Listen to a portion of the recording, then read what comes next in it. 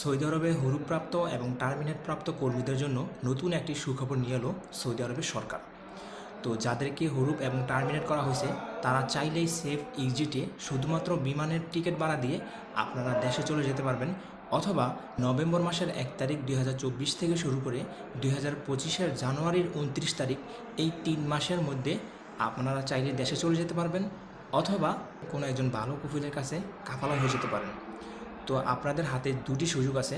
যদি আপনারা দেশে চলে যান তাহলে কোনো প্রকারের জেল জরিমানা কিছুই নেবে না, শুধুমাত্র বিমানের টিকিট ভাড়াটি আপনার কাছ থেকে নেবে।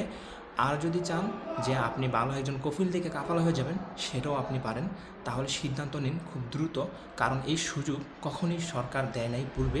এই সর্বপ্রথম এই সুযোগটি দিছে এবং আশা করি হয়তো বা প্রতি বছরই এই সুযোগগুলো দিবে।